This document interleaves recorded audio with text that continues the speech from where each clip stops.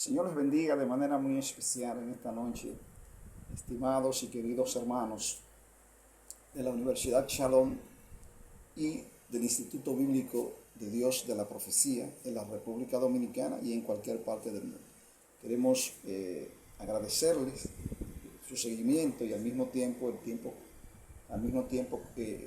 darles las gracias por este tiempo que hemos compartido sobre temas sobre la hermenéutica. En este caso nosotros vamos a, presentar ya finalizando este curso de hermenéutica un tema que es importantísimo y tiene que ver con la claridad o la perspicuidad de las escrituras, de la palabra de Dios.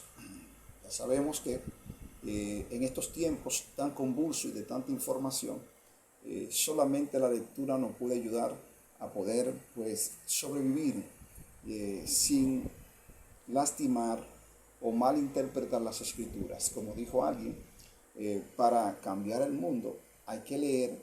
Para la iglesia ir avanzando y transformar la sociedad o aportar significativamente a la sociedad, necesariamente tiene que leer. Pero más que leer, interpretar la palabra de Dios correctamente. Queremos definir la palabra perspicuidad o claridad, que significa claridad, como ya dije, afirma algo que es perspicuo, es decir, claro. La doctrina de la perspicuidad o la claridad de la escritura es uno de los principios básicos del evangelismo protestante y de otros grupos también, junto con la doctrina de la inspiración, que es tan importante para nosotros, y eso lo sabemos bastante bien. La inerrancia de la Biblia y la suficiencia de las escrituras entra de lleno o de manera bastante concisa el tema de la perspicuidad o de la claridad. Nunca lo hemos visto como una doctrina. Por lo regular, los concilios, los movimientos evangélicos no enseñan la perspicuidad bíblica como una doctrina. Y creo que es el momento propicio para eso. Entonces, la doctrina de la perspicuidad significa que el mensaje central de la Biblia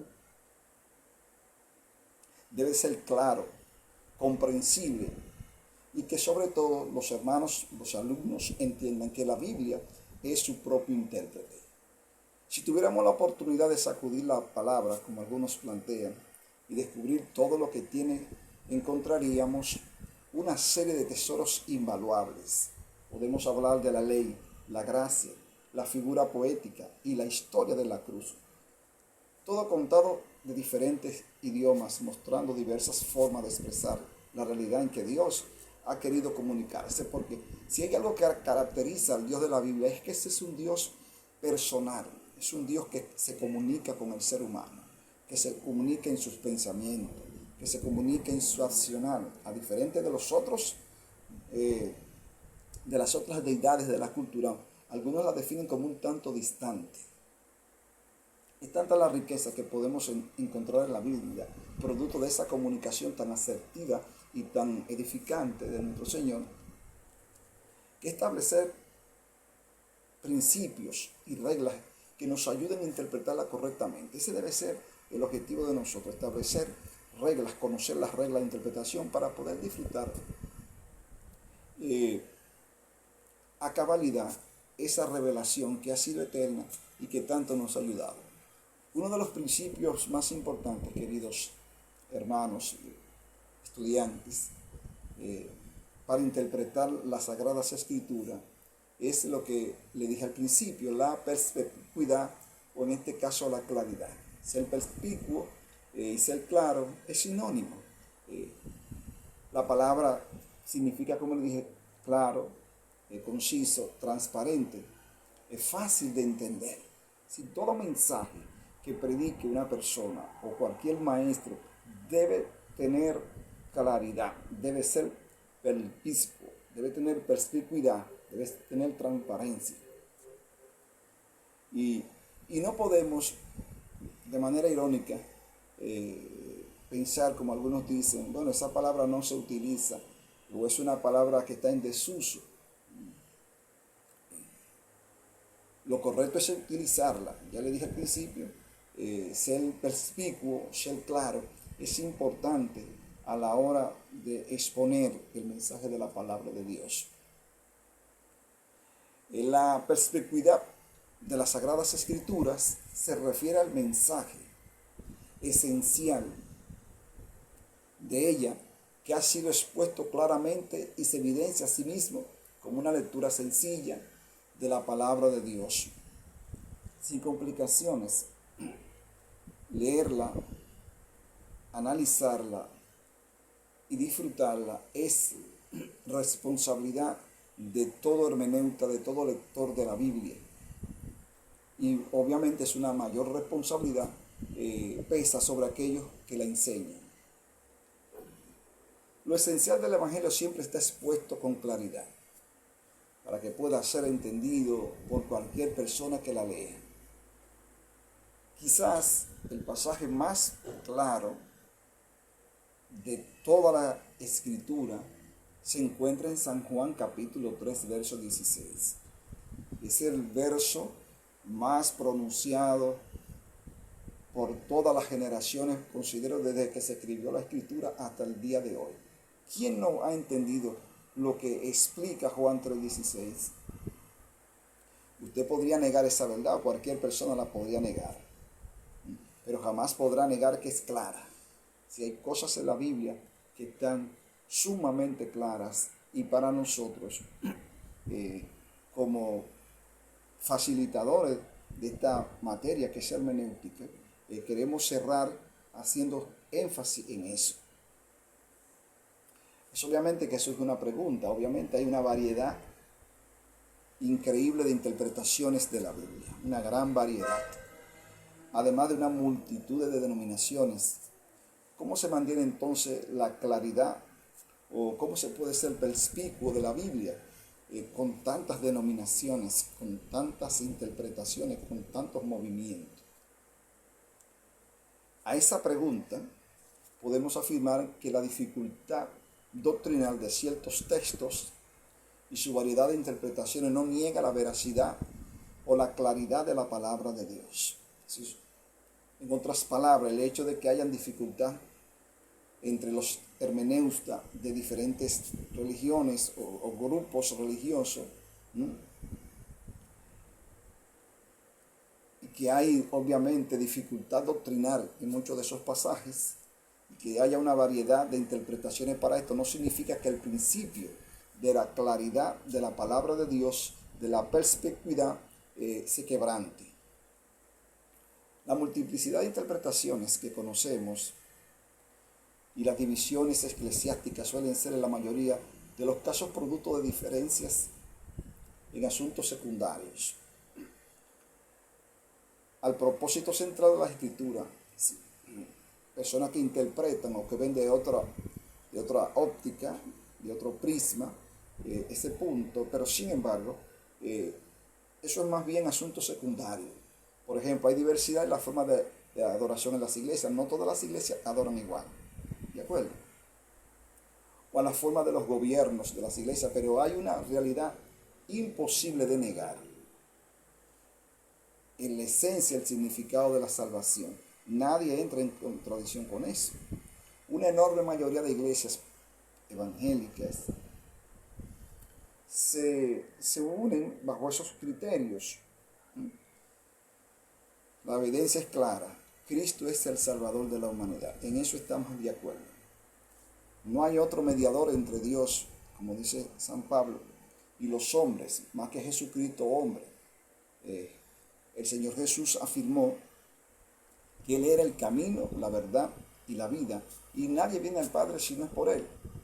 Él es el Cordero de Dios que quita el pecado del mundo. Entonces, estas afirmaciones en la palabra de Dios son claras.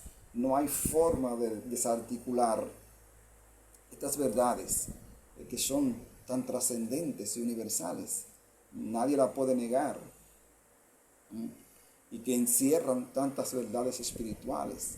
Por tanto, estamos llamados a afirmar que esa claridad meridiana que tiene la palabra de Dios es cierta, y que Nadie podría quebrantar esos principios de claridad. Es cierto que el apóstol Pedro habló de la dificultad de entender algunas cosas en la Biblia, porque hay pasajes que son un tanto oscuros, dicen los hermeneutas, que no se pueden entender tan fácilmente. Él dijo lo siguiente respecto a los escritos de Pablo: asimismo, en todas sus cartas habla de ella de esto, en las cuales hay algunas cosas difíciles de entender de esos textos, que los ignorantes e inestables, oiga como lo define San Pablo. Usted puede encontrar esta escritura en la segunda carta de Pedro, en capítulo 3, verso 16. Dice Pablo que los ignorantes e inestables tuercen, como también tuercen el resto de las escrituras, para su propia perdición. Así, cuando le buscamos un significado a la Biblia que no tiene, los resultados van a ser nefastos, van a ser desastrosos en términos doctrinales y en términos personales. Sin embargo, allí el gran apóstol Pedro nos dice que si bien algunos textos de la Biblia son difíciles, el error es nuestro y no producto de las Sagradas Escrituras. Más bien el apóstol se refiere a la ignorancia y a la inestabilidad del intérprete. Si es el intérprete el que tiene la dificultad. Y de ahí que los que explican la palabra tengan una vida agradable delante del Señor, que puedan hacerlo partiendo desde adentro, ¿no? Entonces, un intérprete, una persona que se dedica a interpretar la Biblia, que no ha buscado conocer al Señor profundamente, un intérprete inestable en su búsqueda de Dios, torcerá las Escrituras. De nuevo, esto no contradice el hecho de que la Biblia es perspicua en su mensaje central. Yo creo que hasta este momento nosotros vamos caminando bastante bien. Pero nos gustaría ver otros conceptos también, otras aplicaciones. Y le reitero que no hay otro tema más básico para la salud de la Iglesia de Cristo, para la salud de la Iglesia de Dios de la profecía, para la salud de la Iglesia de Dios, para la Iglesia pentecostal en Cristo, la roca, en fin. No hay otro tema más importante para la salud de la Iglesia de Cristo que la perspicuidad de las Sagradas Escrituras. Manejar con transparencia las Sagradas Escrituras. Es obvio que el tema de la predicación del Evangelio de Jesucristo es intrínsecamente más importante. Pero la única manera, queridos hermanos, la única manera de guardar intacta la doctrina del Evangelio es mediante la fidelidad a las Escrituras. Podemos ser una iglesia ferviente en el espíritu, ferviente en obras sociales, en cuidar nuestra apariencia y algunos principios doctrinales o dogmas, pero lo más importante de una institución evangélica o de otra es la fidelidad a las Escrituras. Son ellas las que lo definen y lo dan a conocer. Ya en los tiempos de la palabra, de los tiempos de Pablo, habían otros que predicaban otro evangelio, porque siempre van a haber personas que predican otro evangelio, pero no son el evangelio que Cristo aprueba. Pablo enfrentó a los que predicaban otro evangelio y reacciona de manera enérgica para evitar que el pueblo de Dios fuera engañado. El único evangelio en este caso, corrijo, que es la verdad, es el evangelio que predicó Pablo y los apóstoles. Ese es el verdadero evangelio que nosotros podemos confiar. ¿Y cómo podemos saberlo? Tenemos que leer la palabra de Dios. Tenemos que ir, tenemos que hurgar, tenemos que adentrarnos al estudio profundo y sobre todo la claridad de las Escrituras, que es el tema que nos corresponde en este momento. Para entender y saber lo que Pablo escribió y saber si es verdad, hay que profundizar. Sin recibir la Biblia por lo que es en la verdad, si usted va a recibir la Biblia y entiende que es la verdad, no basta con que las personas se lo digan, porque de hecho es la verdad. Pero qué bueno cuando usted la puede comprobar.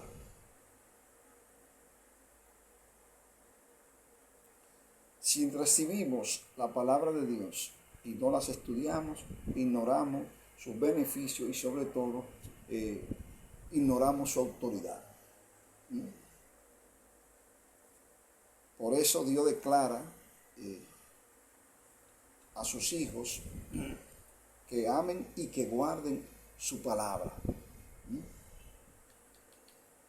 Frecuentemente a través de la historia ha habido una serie de tendencias a colocar la autoridad científica por encima de la autoridad bíblica, o en este caso muchas veces hasta la autoridad de los grupos evangélicos o de los grupos religiosos por encima de la Biblia o al lado de la Biblia. Los motivos muchas veces por los cuales estos grupos han sido buenos, pero los resultados han sido desastrosos. Muchas veces esos grupos han investigado y es un buen esfuerzo que hacen, no lo hacen con una mala intención, pero la Biblia no puede estar por debajo de ninguna autoridad, ni científica, ni humana, ni religiosa. Ese es el gran error de la iglesia, de la Edad Media, de la iglesia tradicional y de otros grupos que han intentado subordinar la palabra de Dios a la investigación científica o a los dogmas religiosos que ellos profesan. Los motivos muchas veces han sido, como le dije, muy bien interesados, muy bien intencionados, pero los resultados han sido desastrosos. Algunos de esos movimientos religiosos, en su deseo de llevar a la gente a creer la Biblia, han querido hacer uso de pruebas y evidencia más allá de la Biblia.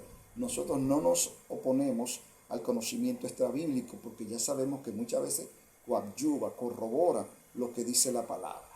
Pero la Biblia es la Biblia y lo demás es especulación humana, lo demás es la buena intencionalidad de lo que están investigando, ¿no? Muchos han tomado la ciencia para eso. De acuerdo con han hecho interpretaciones de una óptica de la filosofía, han querido hacer pruebas de evidencia más allá de la Biblia, de acuerdo con la filosofía de moda en el momento, y de ahí las interpretaciones, y han abandonado la autoridad de Dios mismo en la Biblia. Si abandonar eso implica una situación de mucha preocupación, porque hay una tendencia filosófica ahora en el siglo XXI. No significa que nosotros tengamos que adecuar la Biblia a esa filosofía o a esa forma de vida del siglo XXI. Y ya tenemos ejemplo de eso. Entonces, ¿cuál ha sido el resultado? Cuando se ha puesto la Biblia por debajo de esas orientaciones filosóficas o científicas o académicas. En los peores casos han llevado a confiar en el error muy pronto. Ese error ha desplazado la Biblia. Esos son los resultados muchas veces. El caso más obvio, según algunos historiadores y teólogos, es el caso, tal vez, suponen ellos, de la Iglesia Católica, que colocando la tradición en posición coordinada con la Biblia, introdujo todo un complejo de dogma netamente opuesto a la Biblia. Si la Biblia debe de reinar en todas las edades y en todas las sociedades. entendemos que el esfuerzo intelectual es bueno, la investigación es bueno, pero nunca para solapar las Sagradas Escrituras, que de por más son inspiración divina. Entonces, la Iglesia Católica en un momento puso por encima la interpretación y puso por encima también la tradición por encima de la Biblia. Entonces, todo eso de una manera u otra vino a producir, si se quiere, algún tipo de discordancia. Y ellos en su momento tendrían la razón por lo cual lo hicieron. Pero para algunos los resultados no fueron los mejores. Tal vez lo hicieron por el nivel de analfabetismo que existía en esos periodos, que la gente no estaba en la capacidad de interpretarla. O estaba en un idioma que no era el común del pueblo. Y ya veremos posteriormente las situaciones que se van a generar por eso. Entonces, ese es el caso de la iglesia romana. Pero tenemos el caso del siglo XVIII. Hizo también lo mismo, sustituyó la filosofía, la razón, por encima de la palabra de Dios. En el caso de los grupos evangélicos, pentecostales, evangélicos, podríamos decir que algunos tal vez no cayeron en esa forma, pero cayeron en un extremismo espiritual, sustituyendo una predicación efusiva o dándole más prioridad a los milagros que a la palabra de Dios, a la palabra escrita. Y no estamos diciendo que los milagros no sean evidentes y que no sean dados por Dios, obviamente que sí, Jesús hizo milagros, pero siempre enfatizó en el estudio directamente de la palabra de Dios. Los milagros nos ayudan a creer, pero difícilmente un milagro transforme un corazón, difícilmente un milagro lo regenere. Puede ayudar a la convicción de la persona, pero se necesita una regeneración de ese corazón primero. Claro, los pentecostales, esos grupos evangélicos tan efusivos, no era el deseo de ellos hacer esto, pero se orienta más a la demostración de la fe, del poder, de los milagros, y se olvidan de profundizar en la palabra. Otra supuesta revelación también, muchos de esos grupos se orientaron hacia otro tipo de revelación, o buscaron su propia revelación, obviando la palabra de Dios. Y ahí los grandes errores doctrinales que comienzan a aflorar inmediatamente. Los líderes religiosos se apartan de la Biblia porque no la entienden. Hay que destacar también que los medios de interpretación para esos momentos eran sumamente escasos. No es como hoy que tenemos toda la información en hebreo, en griego y en otros idiomas. Estos hermanos pudieron hacer y entender la palabra hasta donde su capacidad intelectual le permitía. Entonces, de una manera u otra, se vio que tal vez no era otro evangelio, pero la gente entró a las iglesias por ese poder y los ministros hicieron mucho énfasis también en el poder, los milagros y las experiencias espirituales, obviando muchas veces la importancia de la palabra de Dios. Esto de una manera u otra iba a producir algún tipo de error en la interpretación bíblica, porque esto es inminente. Obviamente la palabra llega para todos, pero tal vez todo el mundo no tiene la formación de interpretarla. Aunque ella literalmente se puede interpretar, hay pasajes que ameritan una interpretación.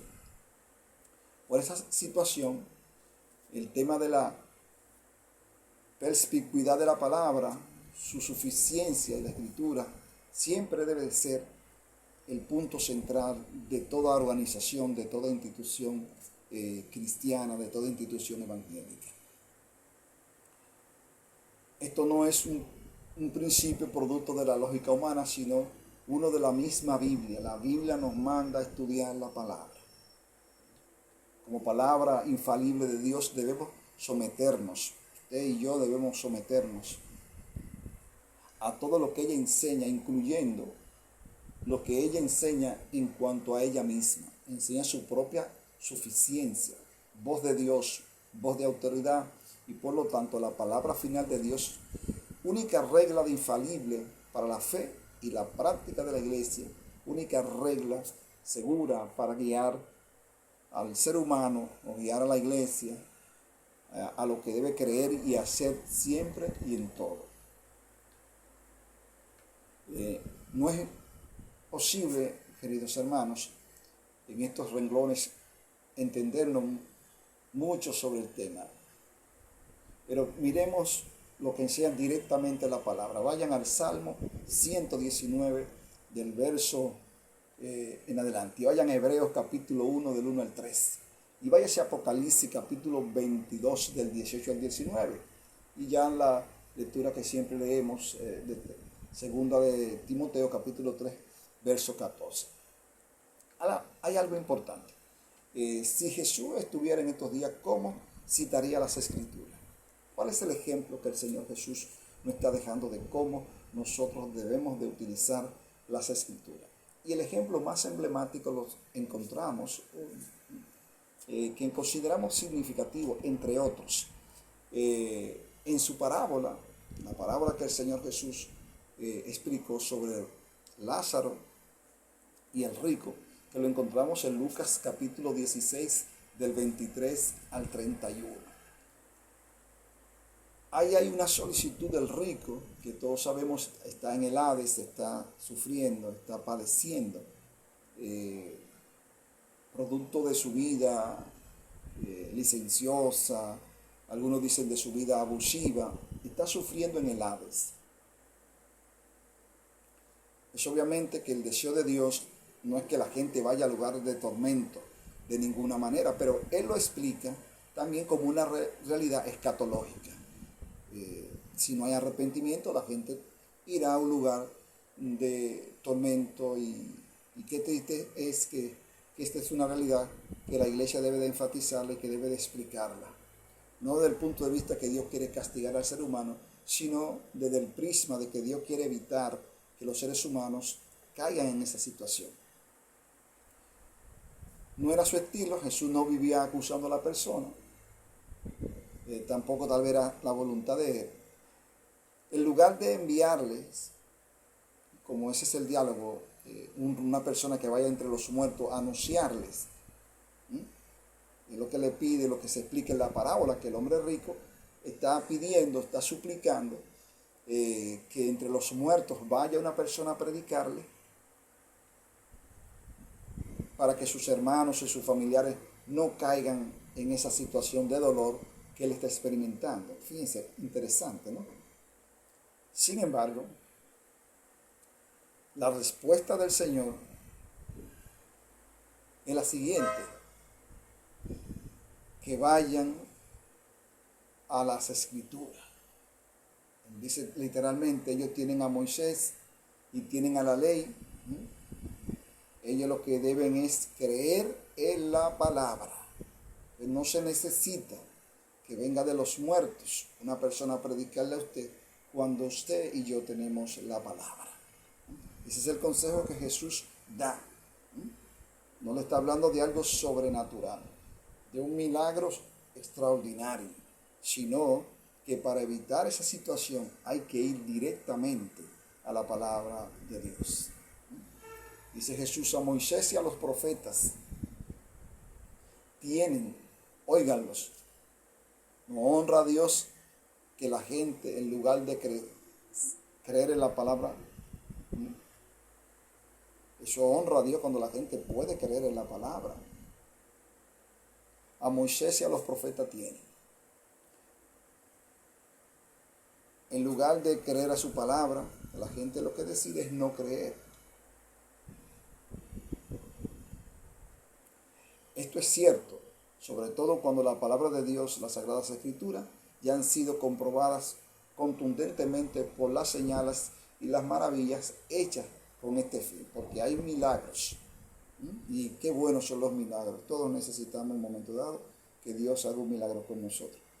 Pero lo segundo es, Jesús remitió a la audiencia en la parábola a que volvieran a la palabra de Dios. El uso que Jesús hacía de las Escrituras para comprobar su identidad y obra. Vamos a San Mateo capítulo 16, del 1 al 4. Si lo pueden buscar, excelente. Jesús remite a sus interlocutores el libro de Jonás. Más tarde, sí, en su resurrección Jesús iba a cumplir el simbolismo de Jonás, los 3 días de su muerte. Pero en el momento dejó a los fariseos con las Escrituras.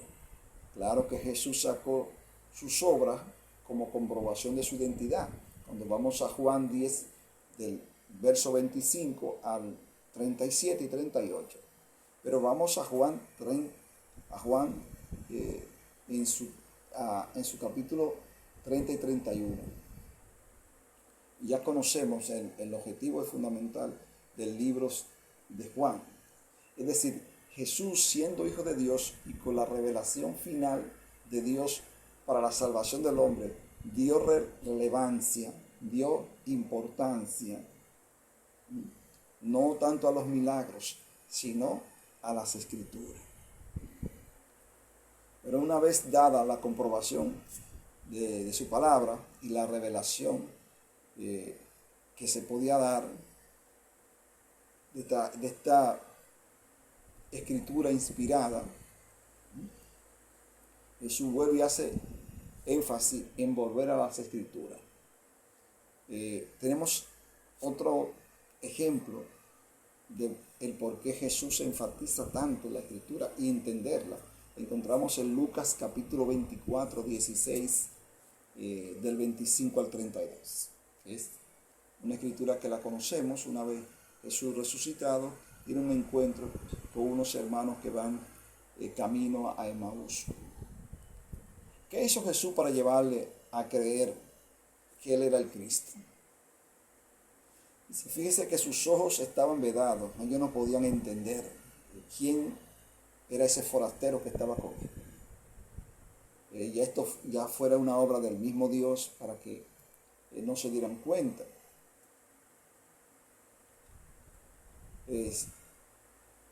Recuerden que están llenos de tristeza, así que Jesús estaba muy cambiado después de la resurrección. Ya le dije, seguramente fue el Señor que le vedó a ellos los ojos. Pero fíjense en el verso 25 y 27.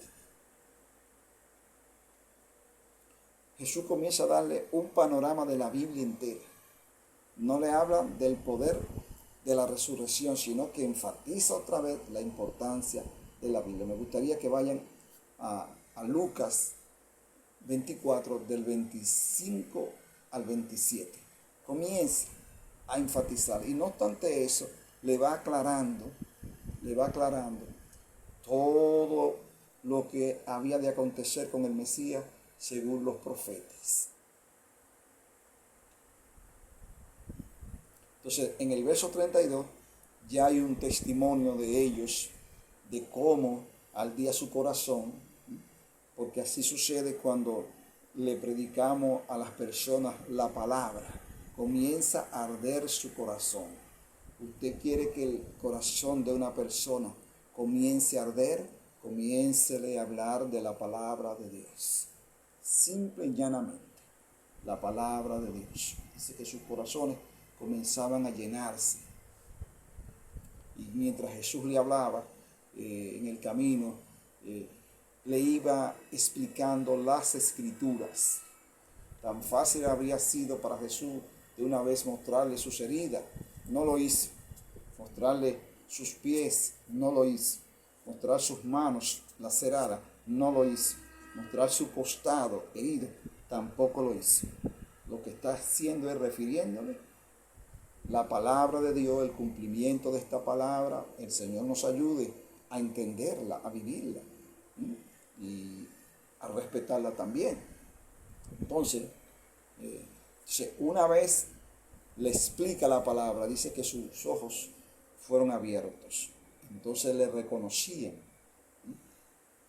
No le reconocieron por las heridas, sino por la forma en que le explicaba la palabra de Dios. Vamos al verso 36, 49, no vamos a dar cuenta de eso. Jesús se mostró vivo y le mostró sus manos y sus pies, versículo 34.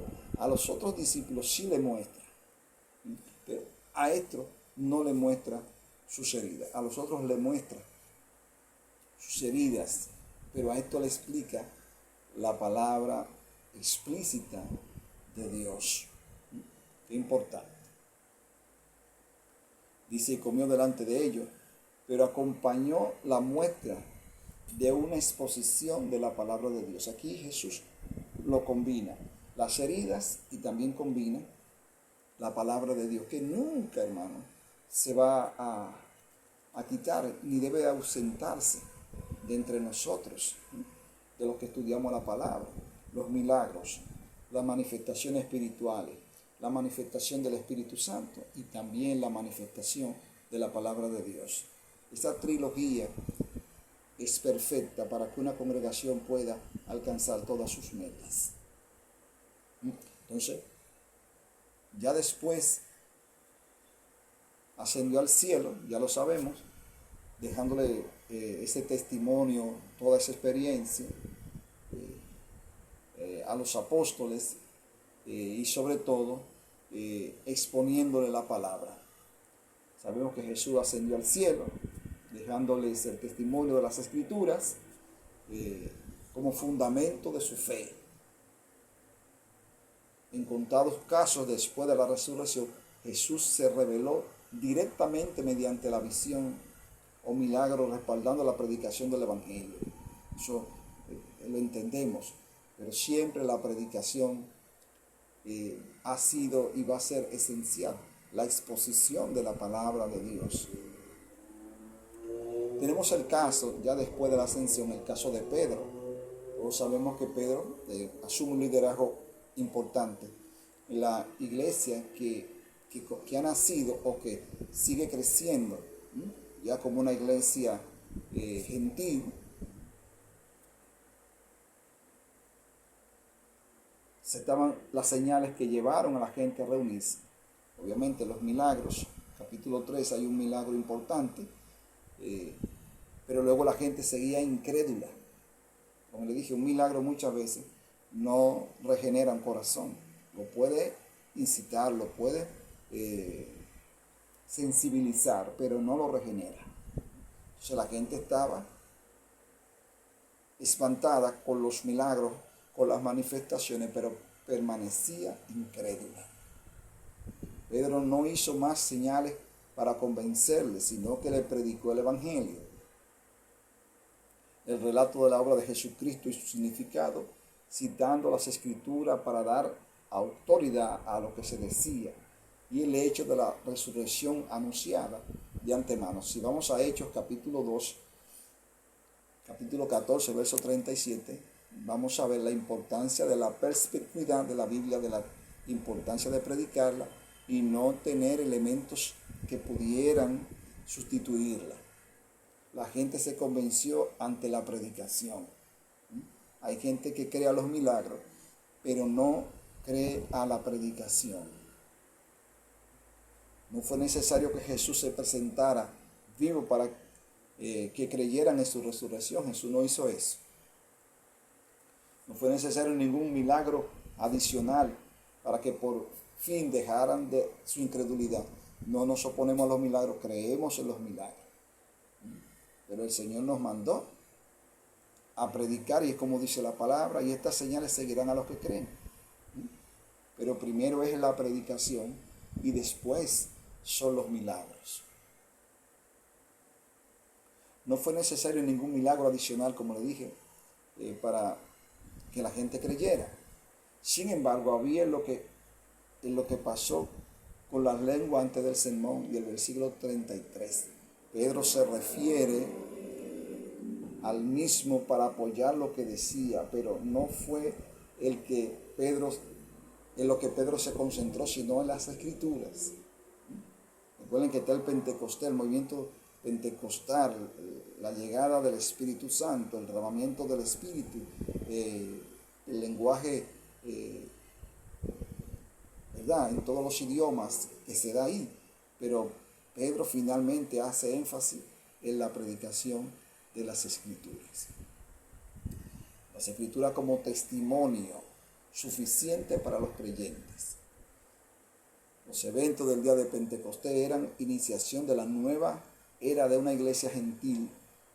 No era la norma que marca la experiencia continuada siempre de la iglesia, aunque eso tuvo un momento en que cesó, pero posteriormente, ya a principios del siglo XX, hubieron manifestaciones fehacientes del poder de Dios, del Espíritu Santo.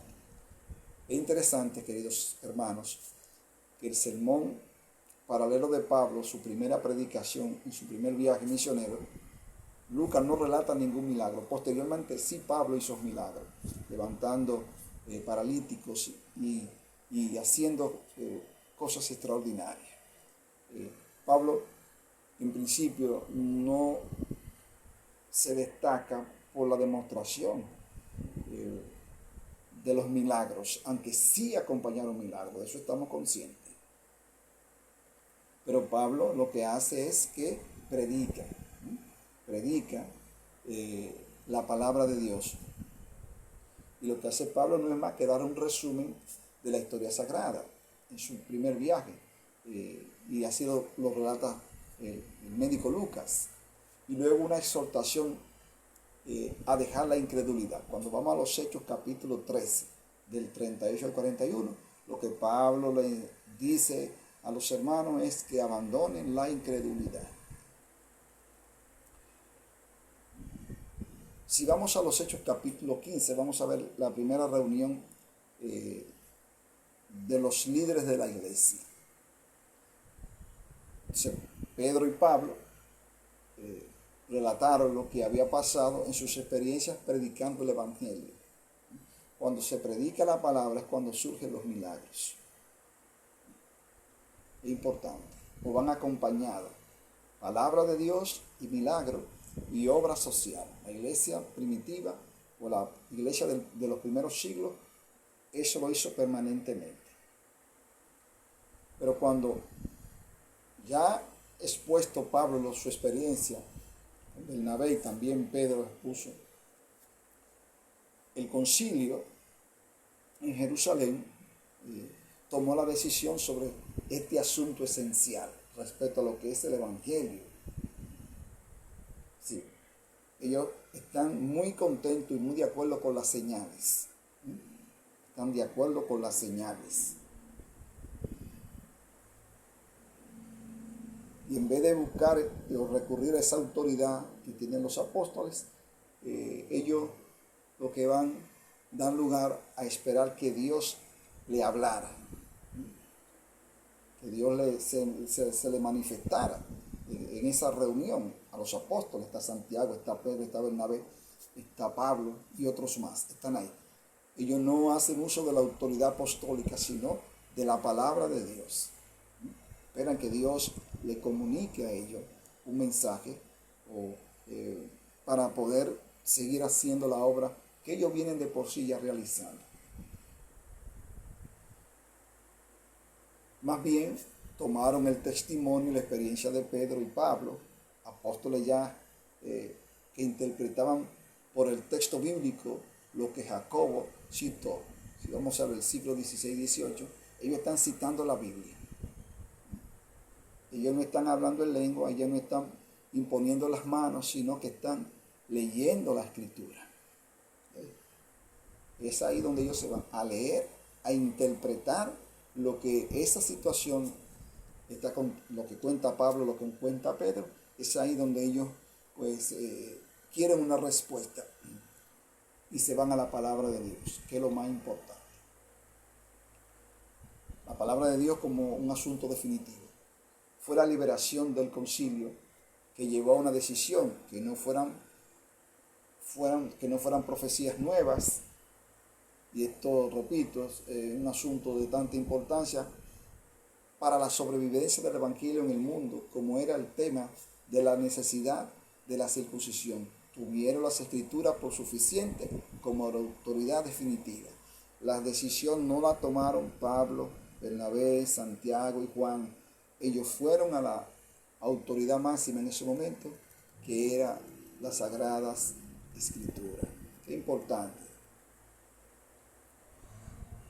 Quisiéramos que ninguno de los ministros, pastores, maestros, tome la decisión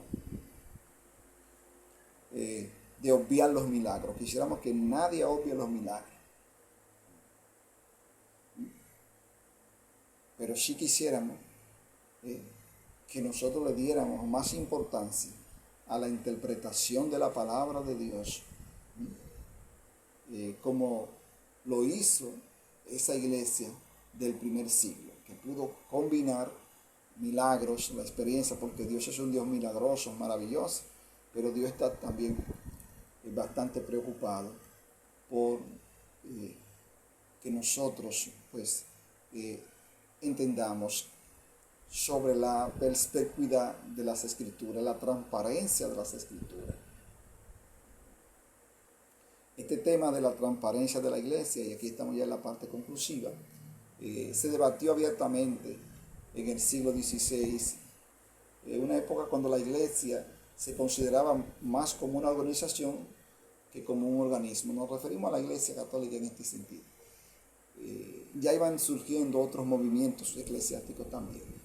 La iglesia a finales de la Edad Media se distinguía por ser exagerada en la autoridad espiritual o concentrada en los ministros, los cuales tenían derecho a promulgar o oficializar una serie de instrucciones y dogmas de los cuales todos sus miembros debían someterse incondicionalmente. Eso es lo que sucede con las instituciones cuando no aplican correctamente la Biblia, que se convierten en organizaciones y dejan de ser organismos vivos y espirituales, donde lo que dice el líder es lo que se impone por encima hasta de la misma Biblia. Eso pasó con la Iglesia Católica y con otras instituciones ha pasado también. Cuando se deja de lado las Sagradas Escrituras, esos movimientos caen en ese error, en esa situación desastrosa desde el punto de vista espiritual. Entonces, para la iglesia del momento, solamente tenían derecho a promulgar y a interpretar la palabra de Dios ese grupo o ese minúsculo consejo, y reducían la palabra a una mera interpretación caprichosa de los ministros eclesiásticos. Es decir, eran ellos los que podrían ministrar ese grupo, y la palabra se ministraba al capricho de sus líderes. Fíjense qué error más garrafal. Y este abuso se podía cometer en cualquier lugar y por cualquier individuo, porque para ellos la iglesia no era la comunidad, para ellos la iglesia era ese grupo que dirigía específicamente. Y tenía como amparo los dogmas de la infalibilidad de la iglesia, entendiéndose por iglesia únicamente su líder y sus ministros, como hay algunos grupos también religiosos evangélicos que entienden que la iglesia es el grupo que dirige y que la demás gente solamente tienen que obedecer. Qué error tan nefasto. Esta iglesia, en el sentido en que se entendía, era la única y divinamente autorizada, según ellos, para escudriñar las Escrituras e interpretar sus enseñanzas. Ya veremos la Reforma Protestante, cómo se opuso abiertamente, diametralmente se opuso a esta forma de administración de la revelación divina, porque la Biblia está diseñada, como dijimos, para que la gente la pueda interpretar, para que la gente la pueda analizar y para que la gente pueda sacarle el mayor de los provechos. Entonces, esos abusos de esa iglesia va a generar toda una serie de movimientos protestantes, que ya lo veremos en el siglo XVII, XVIII, y ya sabemos cómo todo eso pudo explosionar, ¿no?, en toda Europa, llegar a América y a otros continentes también. Cuando los movimientos protestantes se opusieron a que el clero reservara el derecho de administrar la interpretación de las Sagradas Escrituras, formularon el principio conocido como el de la perspicuidad de las Sagradas Escrituras, el cual en su aplicación práctica abogaba por rescatar el derecho de todos los hombres que tienen todos los hombres, el derecho que tienen todos los hombres, de interpretar la Biblia. Ese legado se lo debemos nosotros a los protestantes, ese concepto de la perspicuidad bíblica, la transparencia, la claridad de la Biblia. No está destinada para que un grupo se sienta los privilegiados para interpretarla. Y planteaba que todos los hombres pueden interpretar libremente la palabra de Dios y no solamente un grupo específico.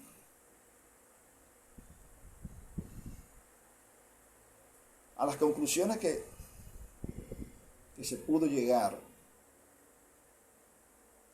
fueron las siguientes. La definición del concepto significa que la Biblia es un libro llano y sencillo. A esas conclusiones que llegan los grupos protestantes posteriores. Es un libro llano, sencillo en su mensaje y por lo tanto puede ser leída y entendida por todos. ¿Okay?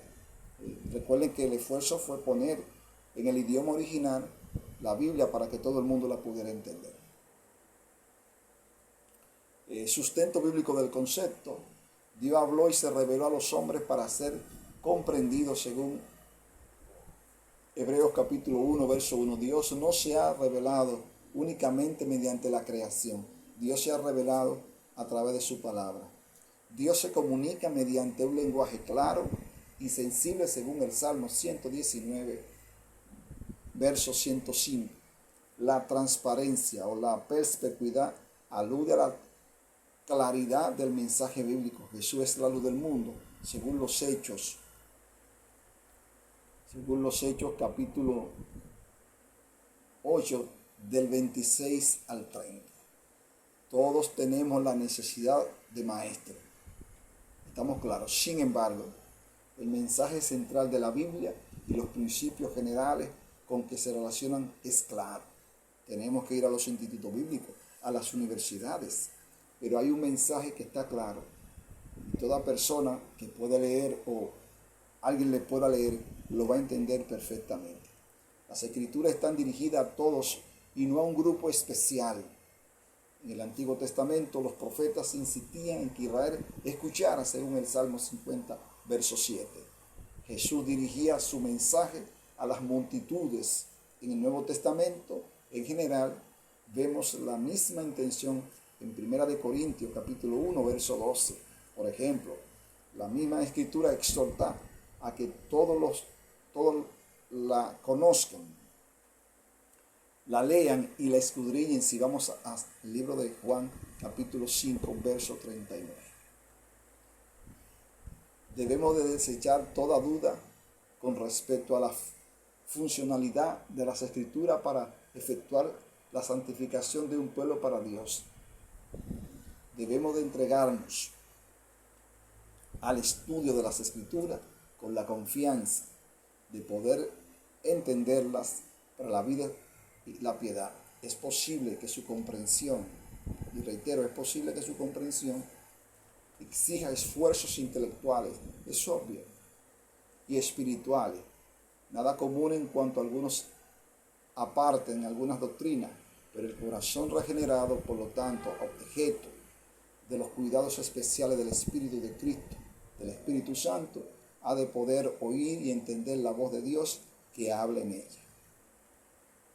Debemos rechazar la tentación de querer tener otra palabra de Dios diferente a las escrituras cristianas, considerándolas más adecuadas que la que Dios ha querido darnos en ella. No debemos renunciar al esfuerzo de ponernos de acuerdo en cuanto a las doctrinas de las escrituras, como si ellas fueran tan confusas o opacas. Por lo tanto, la unidad cristiana resultará imposible en esta vida.